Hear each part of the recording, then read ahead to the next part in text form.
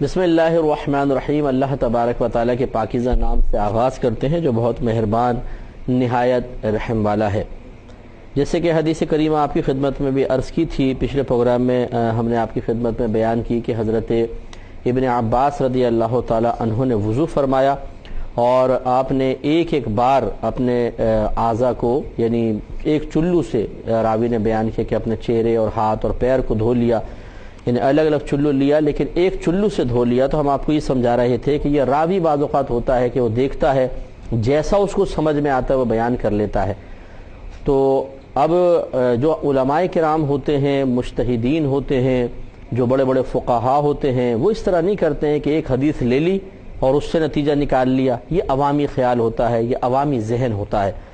کہ اگر عوام الناس میں سے کوئی براہ راست اس بخاری کی حدیث کو پڑھے گا تو بولے گا یار ہم تو بہت زیادہ پانی بہاتے ہیں، ایک چلو سے بھی چہرہ دھل جاتا ہے، بس یہ لیا ہاتھ میں، دوسرا ہاتھ ملایا اور چہرے پر ڈالا، چلو یہ چہرہ دھل گیا، اتنا سا پانی سے دھل جاتا ہے۔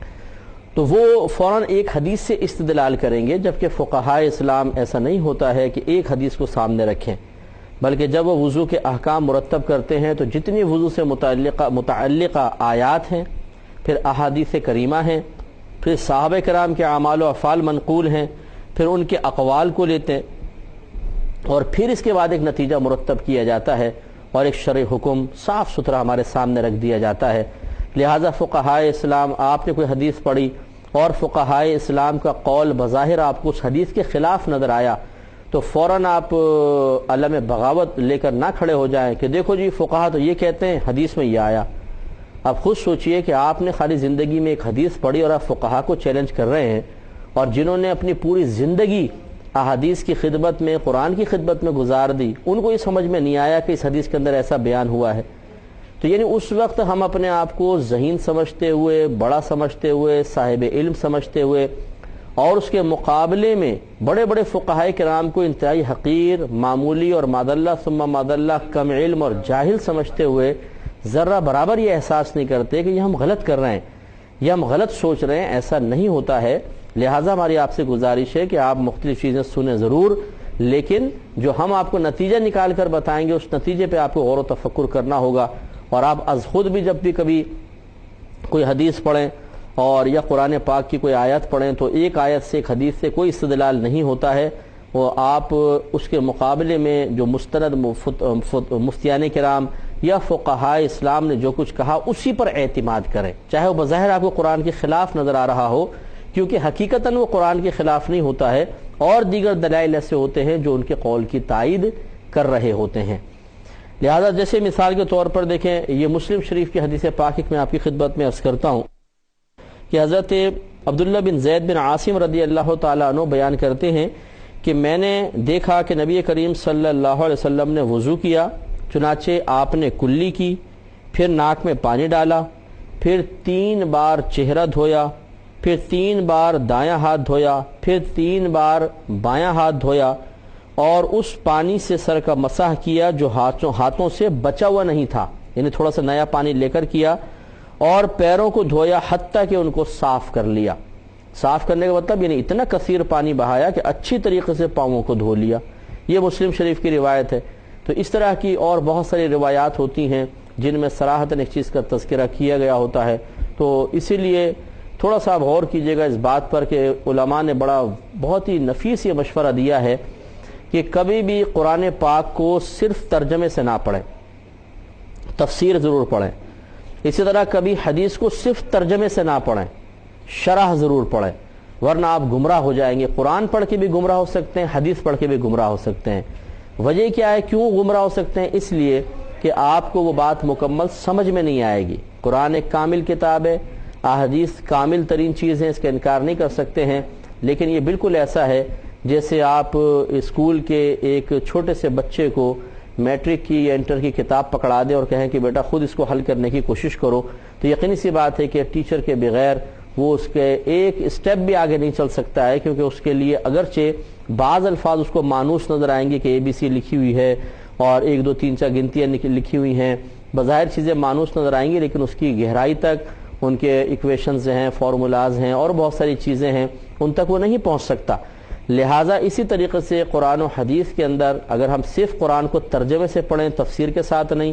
اور حدیثوں کو صرف ترجمے کے ساتھ پڑھیں شرح کے ساتھ نہیں، تو کبھی بھی درست یعنی بہت ہی کم ایسا ہوگا کہ ہم کسی درست نتیجے تک پہنچ سکیں، ورنہ گمراہ ہونے کا شدید اندیشہ ہے۔ اس لیے پھر ایک دفعہ میں اس بات کی تجدید کروں گا کہ اگر آپ کو واقعی کوئی اچھے مستند قابل اعتماد عالم دین کوئی بات کہتے ہوئے نظر آئیں، کوئی مفتیان کرام کوئی بات کہتے ہوئے نظر آئیں، اور بظاہر وہ آپ کی پڑھی ہوئی کسی حدیث یا آیت کے خلاف آپ کو محسوس ہو، تو یہ نہیں ہے کہ آپ اپنے آپ کو فوراً صاحب علم سمجھتے ہوئے اور ان کو جاہل ترین سمجھتے ہوئے ان پہ طنز کرنا، ان پہ اٹیک کرنا شروع کر دیں اور ان کی گرفت کرنا شروع کریں۔ ہاں یہ ضرور ہے کہ بالکل آپ اپنی تشفی کے لیے ضرور کہہ سکتے ہیں کہ حضور آپ کی یہ بات بالکل حق اور بجا ہوگی، لیکن میں نے اس طرح پڑھا ہے اور مجھے سمجھ میں نہیں آیا، تھوڑی سی میری ذہنی الجھن کو دور کر دیں۔ یہ ایک اچھا معقول طریقہ ہے، لیکن بعض لوگوں کو دیکھا ہے کہ چند اردو کی کتابیں پڑھنے کے بعد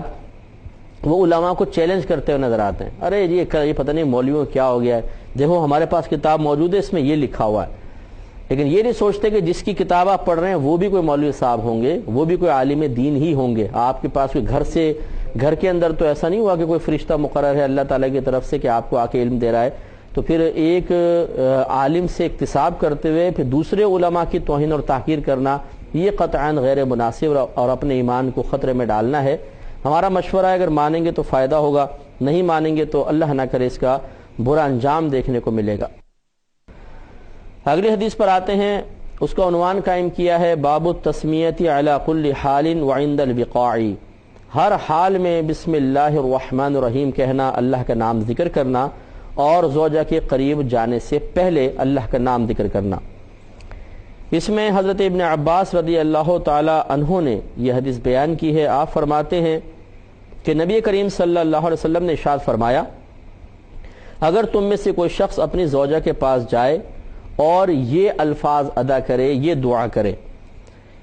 کہ بسم اللہ اللہم جنبنا الشیطان وجنب الشیطان ما رزقتنا، یعنی یہ اگر جملہ کہہ دے گا تو سرکار صلی اللہ علیہ وسلم فرماتے ہیں کہ پھر ان کے درمیان جو اولاد مقدر کی جائے گی، جو اللہ نے ان کے لیے اولاد لکھی ہے، اس کو شیطان ضرر نہیں پہنچا سکے گا۔ تو یہ دعا ایک دم تو یاد نہیں ہوگی آپ کو، بسم اللہ اللہم جنبنا الشیطان وجنب الشیطان ما رزقتنا، اے اللہ تعالیٰ ہم دونوں سے بھی شیطان کو دور رکھ، اور جو اولاد تو نے ہماری مقدر فرمائی ہے، ہمارے لیے اس کا فیصلہ کیا ہے، اس سے بھی شیطان کو دور فرما۔ تو اس کی برکت یہ ہوگی کہ انشاءاللہ پھر شیطان قریب نہیں آ سکے گا، اور بچے کو شیطان ضرر نہیں پہنچا سکتا، سرکار فرماتے ہیں۔ اب اس کو دیکھ لیجئے کہ ہماری شریعت ہمیں یہ سبق دیتی ہے کہ جب انسان اپنے بظاہر ایک نفسانی خواہش کی تکمیل بھی کر رہا ہو تو اللہ تبارک و تعالی کو ہرگز نہیں بھولنا چاہیے۔ ویسے تو یاد رکھیے کہ یہ عام لوگوں کا یہی ذہن ہوتا ہے، ورنہ خواص یہی مطلب معاملہ رکھتے ہیں، ان کی نیتیں ہمیشہ اللہ تبارک و تعالی کی رضا والی ہوتی ہیں کہ انسان جب بھی کوئی اس قسم کا معاملہ بھی کرے تو اس میں نیت یہ کرے کہ میں سنت کی ادائیگی کر رہا ہوں، اپنے آپ کو گناہوں سے بچانا مقصود ہو، نیک اولاد کا حصول مقصود ہو، تو انشاءاللہ اسے اس عمل پر بھی ثواب حاصل ہوگا، اور یہ عمل بھی اس کے لیے نیکی لکھی جائے گی۔ تو اور خود بخود نفسانی تو ایک جو لذت ہے، مزہ ہے، وہ تو ویسی حاصل ہو سکتا ہے، لیکن صرف آدمی ہر چیز کو فراموش کر کے صرف حفظ نفس کے لیے، نفس کو خوش کرنے کے لیے، نفس کے مزے کے لیے اگر ایک کام کرے گا تو یہ کوئی ناجائز تو یہ بھی نہیں ہوگا، لیکن جو ثواب اس کو حاصل ہونا ہے وہ حاصل نہیں ہو سکے گا۔ اس لیے کوشش کرنی چاہیے کہ ہر وقت اپنے اللہ تبارک و تعالیٰ کو یاد رکھے، انسان یاد رکھے، اور ہر موقع پر جو دعائیں منقول ہیں ان کا سہارا لیتا رہے، تاکہ اسی طرح شیطان اور نفس کے شر سے محفوظ رہ سکے۔ دوسری بات یہ ہے کہ اس حدیث کا مطلب ہرگز یہ نہیں ہے کہ اگر ہم نے یہ دعا پڑھ لی اور پھر بچہ پیدا ہوگا تو ساری زندگی شیطان اس کو بہکا نہیں سکے گا۔ اگر ایسی صورتحال بن جاتی تو پھر تو وہ بچہ معصوم بن جاتا، کیونکہ معصوم ہی وہ مخلوق ہوتی ہے کہ جس کو باوجود کوشش کے شیطان کوئی وسوسہ، کوئی ضرر نہیں پہنچا سکتا، جیسے کہ فرشتے اور انبیاء علیہم السلام ہیں۔ اور یقینی سی بات ہے کہ غیر نبی کوئی ان کی جگہ نہیں لے سکتا، ان کا مقام و مرتبہ حاصل نہیں کر سکتا ہے، کیونکہ ہمارے مذہب اسلام کے جمہور کے نزدیک انبیاء فرشتوں اور انبیاء علیہ السلام کے علاوہ کوئی معصوم نہیں ہے۔ ہاں محفوظ ہو سکتے ہیں، جیسے صحابہ کرام ہیں اور تابعین ہیں، تبع تابعین، اولیاء اسلام ہیں، اکابرین اسلام ہوتے ہیں، اللہ تعالیٰ انہیں گناہوں سے محفوظ کر دے یہ ایک الگ بات ہے، لیکن معصوم صرف فرشتے ہوں گے یا انبیاء علیہ السلام ہوں گے۔ لہذا معلوم ہوا کہ یہ اس حدیث کا مطلب یہ نہیں ہے کہ وہ بچہ تا حیات اس انداز سے شیطان کے ہر شر سے محفوظ ہو جائے گا کہ پھر شیطان اس کو بہکا نہیں سکے گا اور پھر تو وہ بھی معصوم بن جائے، ایسا نہیں ہے۔ لہذا معلوم یہ ہوا۔ اب اس میں کئی اقوال ہیں بزرگان دین کے، کسی نے کہا کہ شیطان اسے جسمانی نقصان نہیں پہنچا سکتا،